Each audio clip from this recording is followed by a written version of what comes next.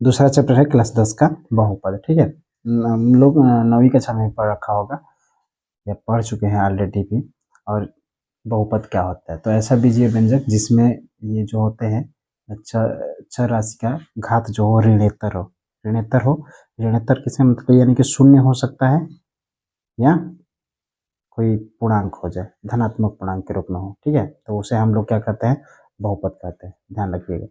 और बहुपद बहुपद को दो रूपों में बांटा गया है। एक बांटा गया है घात के आधार पर, क्या चीज, घात के आधार पर, और एक पद के अनुसार। पद के अनुसार पर जैसे पदों की संख्या के ऊपर निर्भर करता है। जैसे मान लीजिए कि एक ही पद हो, चाहे उसके घात पर कोई मतलब नहीं पड़ना है। जैसे कि x हो और उसके पावर में हम लोग 100 भी लिख दें, 100 लिख दें, तब ये एक पद ये ही कहलाएगा। जैसे एक्स स्क्वायर प्लस 2 लिखते हैं, ये क्या कहलाएगा, द्विपद कहलाएगा। दो पद हो, ठीक है, इसमें एक ही पद है और इसमें दो पद। ठीक, फिर त्रिपदी की बात होती है तो 3 पद हो जैसे। ठीक है, यहाँ कोई जरूरी नहीं है कि हम घात 3 या 2 ही रखें, यहाँ 100 भी घात लिखा जा सकता है। ठीक है, त्रिपद, लेकिन यहाँ घात के रूप में हमें समझना होगा।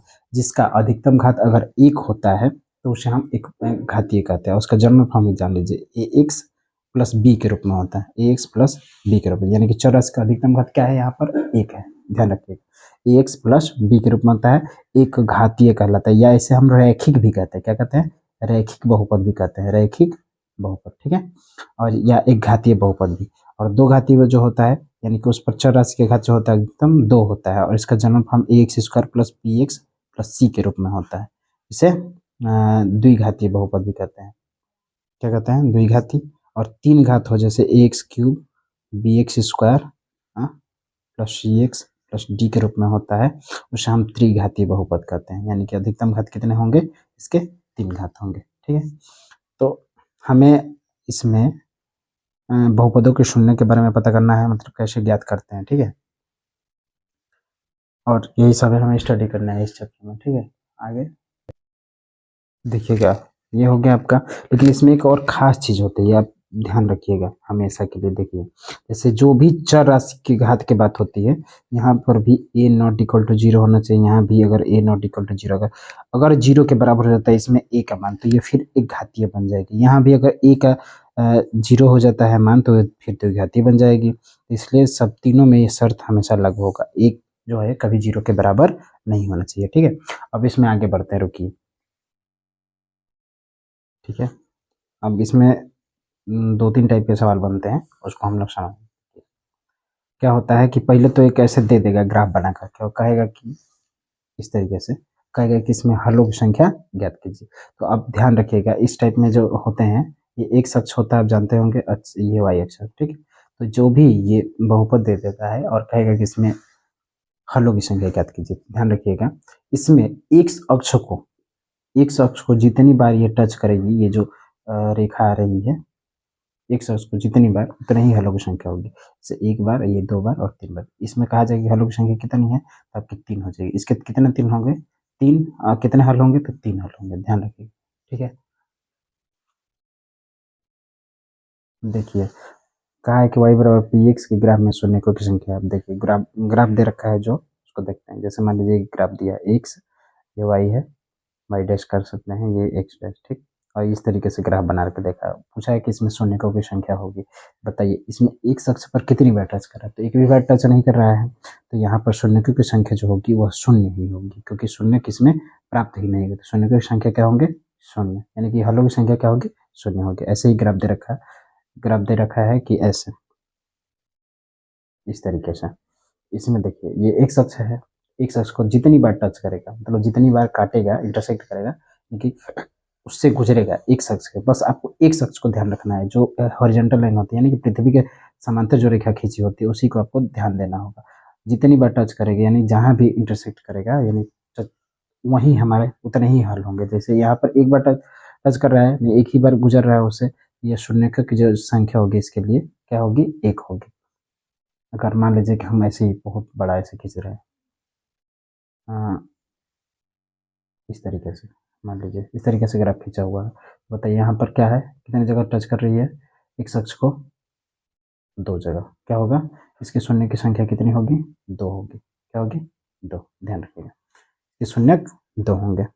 ऐसे ही बहुत सारे ऐसे ग्राफ मिलेंगे आपको, तो ऐसे एक्स ऑप्शनल एमसीक्यू वाले प्रश्न में भी दे देता है आपको बना करके, ठीक है। कहेगा कि बताइए इसमें शून्यकों की संख्या कितनी है, और ऑप्शन दे रखा होगा। तो 1 2 3 4 5, इसमें शून्यकों की संख्या कितनी हो जाएगी? 5 हो जाएगी। कितनी हो जाएगी?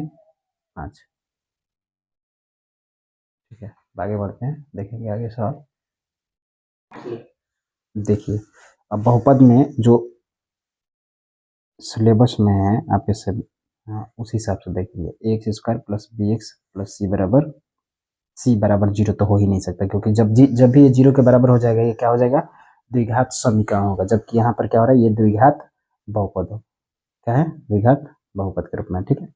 अब देखिए, इसके शून्य का मान लेते हैं कि ये शून्य क्या होंगे? अल्फा और बीटा है, अल्फा और बीटा। तो ये जब द्विघात बहुपद में अल्फा और बीटा का जो संबंध है, शून्य का संबंध इस प्रकार होता है, जैसे कि अल्फा प्लस बीटा जो होता है वो किसके बराबर होता है? या माइनस में बी बाई ए के बराबर होता है। अल्फा इंटू बीटा का मान जो होता है वो सी बाई ए के बराबर होता है। कंपेयर करके यहाँ से ए बी सी देख सकते हैं किसी भी संख्या। जैसे मान लीजिए कि मैं लिख दूं यहाँ पर x² प्लस में 2x प्लस या माइनस में 8, ठीक है। और पूछेगा कि इसमें अल्फा प्लस बीटा का मान बताइए। तो अल्फा प्लस बीटा का मान क्या हो जाएगा? यहाँ से कंपेयर कर लेंगे इस द्विघात के जो सामान्य रूप है, हमने व्यापक रूप, उससे कंपेयर करेंगे। यहाँ देखेंगे ए का मान इसमें से क्या निकल के आ रहा है? 1, कुछ नहीं है तो यहाँ पर 1 है। बी का मान क्या हो रहा है? 2, और सी का मान कितना हो रहा है? माइनस में 8। अल्फा प्लस बीटा का मान करेंगे, क्या हो जाएगा? माइनस बी बाई ए, तो माइनस बी की जगह पर क्या है? -2 है। ए की जगह पर क्या है? 1 है, तो क्या आ जाएगा? -1। ऐसे ही निकाल लेते हैं। जैसे अल्फा इंटू बीटा का मान क्या है? अल्फा इंटू बीटा का मान, अल्फा इंटू बीटा का मान क्या होगा? सी बाई ए। तो सी का मान कितना हो रहा है? -8। ध्यान दीजिएगा, -8 और बटे ए 1, तो यानी -8 ही हो जा रहा है, ठीक है। कितना होगा? -8 हो जाएगा। तो इस प्रकार से कोई दिया रहेगा आपको बहुपद, ठीक है। उसमें आप बहुपद के शून्य ज्ञात करना होगा, और उसको मतलब दिखाना भी होगा, सीधे भी करना होगा।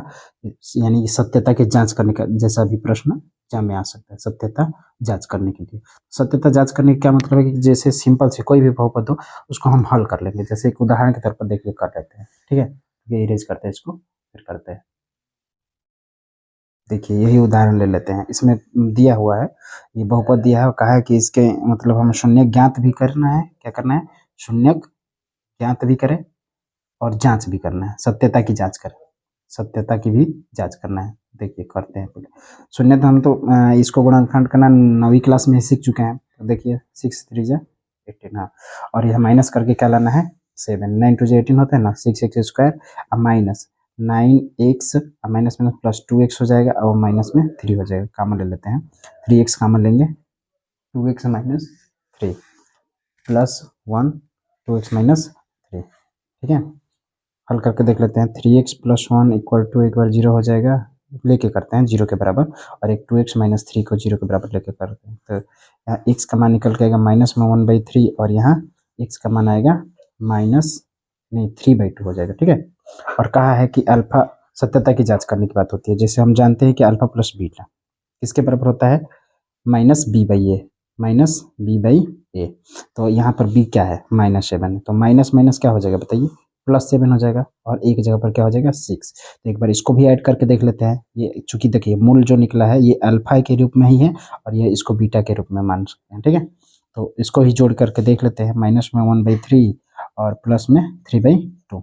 देखिए एलसीएम के रूप में 6 हमें प्राप्त होगा। यहाँ पर क्या हो जाएगा? -2, और ये 3 2 जा 6, 2 3 जा 6, 3 हो जाएगा। यहाँ क्या हो रहा है? 3 और -2, 1/6 हो रहा है अल्फा प्लस बीटा का मान। तो लग रहा है कि मुझे कहीं गलत हुआ है, एक बार करके देखते हैं फिर से। देखिए यहीं पर गलती हो रहा था। क्या हुआ? 2 3 जा 6, 3 3 जा 9 हो जाएगा ना। यहाँ पर 9, 9 में से 2 हो गया 7, 7/6। यानी कि अल्फा प्लस बीटा ये भी 7/6 है, ये ऐड करके भी हम लोग देखा है 7/6 है। अब एक बार मल्टीप्लाई वाला साइन कर लेते हैं, अल्फा इंटू बीटा कर लेते हैं। तो ये क्या होता है? माइनस केवल c/a होता है। क्या होता है? c/a, यानी कि -3/6, तो कट भी जाएगा। क्या हो जाएगा? माइनस में 1/2 हो जाएगा। तो इसको भी अल्फा और बीटा इस सब गुणा करके देख लेते हैं।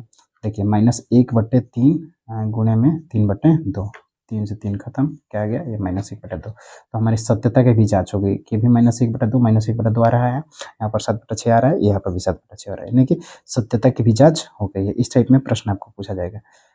ठीक है, एनसीईआरटी फोल्डर में बस इतना ही दे रहे, ये सत्यता की जांच करने वाला एक प्रश्न होगा और एक हम बहुपद बनाना कैसे निर्माण किया जाएगा। यदि मूलों का योग दे दिया हो या शून्य का योग गुणनफल दे दिया, अलग अलग शून्य दे दिया हो, तब हम उसके हिसाब से बहुपद कैसे बनाएंगे। तो आगे करते हैं, ठीक है, इरेज करने के बाद करते हैं। देखिए, यदि अल्फा और बीटा दिया हो तो बहुपद, द्विघात बहुपद का निर्माण कैसे होता है, उसका सिंपल सा एक सूत्र है, उसको याद रखिएगा हमेशा। ठीक है, एक्स स्क्वायर माइनस ये जो मूल होते हैं अल्फा प्लस बीटा, इनका योग होता है, उसमें एक से गुणा होते हैं, प्लस अल्फा इंटू बीटा के रूप में होता है। ठीक है, यही होता है बहुपद का निर्माण। तो जैसे मान लीजिए कभी कभी दे देता है कि अलग अलग पूछे, कहेगा कि यदि अल्फा का मान इतना हो और बीटा का मान इतना हो तो आप बहुपद का निर्माण कीजिए। तो हम लोग कर सकते हैं, जैसे देखिए कह दे कि अल्फा का मान 2 हो, बीटा का मान क्या हो 3 हो, तो बताइए कि इससे बहुपद क्या बन गया, द्विघात बहुपद ज्ञात कीजिए कीजिए। ठीक है, खूब आसानी से यहीं रख के निकाल लेंगे। एक्स स्क्वायर माइनस यहाँ 2 प्लस 3 एक्स प्लस 2 गुणे 3, क्या निकल के आएगा, एक्स स्क्वायर माइनस 2 3 5 एक्स और प्लस में 6, ये बहुपद हो गया। ठीक, कभी कभी क्या होता है कि हम लोग प्रश्न पढ़ने में गलती कर देते हैं। वो प्रश्न में पूछ रखा होता है कि यदि मूलों का योग दे दिया होता है कि मूलों का योग, यानी कि अल्फा प्लस बीटा ऑलरेडी दे चुका होता है। ठीक है, मूलों का योग मान लीजिए कि दे दिया हो कि 1/4। ठीक है, और उनका गुणनफल, यानी गुणनफल कहा होगा तो अल्फा इंटू बीटा दिया होगा आपको, वो दे दिया मान लीजिए कि आपका माइनस में 1। तब कह दे कि कैसे निकालेंगे। देखिए, अल्फा और बीटा अलग अलग दिया हो तो हमें जोड़ने की जरूरत पड़ेगी, लेकिन कभी कभी क्या होता है कि ऐसे लिख के ही दे दिया हो कि मूलों का योग इतना है और गुणनफल जो है इतना है, तब वहां पर हम लोग गलती कर देते हैं। क्या क्या करते हैं, क्या इसी को लगता है जोड़ने, तो हमें वो नहीं करना है, प्रश्न पढ़ के ही हमें जवाब देना है। ठीक है, तो हम उसको अगर इस तरीके से दे रखा हो तो खूब आसानी से बना सकते हैं। चलिए इसको इरेज कर लेते हैं, रुकिए 1 मिनट। ठीक है, जैसे देखिए अल्फा प्लस बीटा ही दे रखा हो, अल्फा इंटू बीटा भी दिया हो, तो अब हम खूब आसानी से रख देंगे, यहीं पर रख दें direct, x square minus alpha plus beta का ही मान दे रखा है 1/4 एक्स, अल्फा इंटू बीटा का मान -1, -1 ही हो जाएगा। अब इसको या तो ऐसे ही लिख रखा होगा या हम कांस्टेंट के रूप में लेकर कर सकते हैं, यहाँ 4x स्क्वायर माइनस में x और -4, अब पूरे होल अपन कितना हो जाएगा 4 हो जाएगा। तो हम के बराबर यहाँ कहीं साइड में के बराबर हम मान लेते हैं कि 1/4, तो हमारा बहुपद का निकल के आएगा 4x स्क्वायर माइनस में x -4, हमारा राइट आंसर हो जाएगा। ठीक है, तो ध्यान रखिएगा इस चीज़ को, यानी सबसे बड़ी चीज़ क्या है कि हमें प्रश्न को अच्छे से समझना, अगर अच्छे से समझ नहीं पाते हैं तो वहीं गलती करते हैं। ठीक है, अब लगेगा यहाँ जोड़ के लिखने तो पता चला कोई और ही बहुपद प्राप्त हो गया। ठीक है, इसको ध्यान रखिएगा। ठीक, देखिए इस पर एक और प्रश्न कर लेते हैं कि जैसे मान लीजिए कि दिया है कि आपका शून्यकों का योग जो है क्या दिया है, योग दिया है 0। ठीक है, गुणनफल जो दिया है वो कितना दिया है, करने में 5, क्या दिया है करने में 5, तो इससे बहुपद कैसे बनेगा। देखिए गलती नहीं करिएगा आप लोग, ध्यान दीजिएगा क्या होगा। अब यही सूत्र है हमारा, एकदम से इसी सूत्र पर हमें रख देना है। तो क्या होगा, आप एक्स स्क्वायर ये माइनस, यहाँ क्या है योग के जगह पर क्या दिया है आपका 0 दिया है, तो 0 में 1 से मल्टीप्लाई, अब प्लस क्या है गुणनफल जो दिया है करने में 5 दिया है, तो ये एक्स स्क्वायर 0x और प्लस में करने 5, तो यहाँ से बहुपद जो बन के निकलेगा हमारा केवल एक्स स्क्वायर प्लस करने में 5। ये कैसा बहुपद होगा बताइए जरा एक बार। तो ये भी क्या होगा हमारा द्विघात ही बहुपद होगा। ठीक है, द्विघात ही बहुपद ही होगा, क्योंकि इसमें जो है घात क्या है 2 है। देखिए घात 2 है, बस हमारा द्विघात बहुपद का सामान्य रूप क्या होता था भाई, तो X square plus B X plus C के रूप में, और यहाँ शर्त क्या होती थी कि ए नॉट इक्वल टू 0, ए 0 नहीं होता है तो हमेशा द्विघाती होगा, चाहे बी 0 हो जाए सी भी 0 हो जाए तब भी वे द्विघाती ही कहलाएगा। बस ये जो चर का अधिकतम घात जो होता है वो 2 होना चाहिए, द्विघात द्विघात बहुपद कहलाएगा। ठीक है, ऐसे एक और कर लेते हैं प्रश्न। देखिए कि मान लीजिए कि दिया हो अल्फा और बीटा जो है अलग अलग दिया हो, योग न दे करके अल्फा और बीटा अलग अलग दिया हो, एक प्रश्न करते हैं, देखिए इरेज कर ले। जैसे अल्फा का मान दिया हो माइनस में 1/4 और बीटा का भी मान दिया हो आपका 1/4, ध्यान रखिएगा।